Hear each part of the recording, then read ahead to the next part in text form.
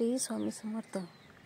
स्वामी महाराज सांगतात, समोरील व्यक्ती तुझ्याबद्दल कोणाला कितीही वाईट सांगू दे आणि त्यावर विश्वास ठेवून तुझ्यासोबत वाईट वागणूक करणारी कितीही असू दे, तू फक्त आमच्या नजरेत प्रामाणिक राहा. जग तुझ्याबद्दल काय आणि का वाईट विचार करत आहे याचा विचार तू करू नको.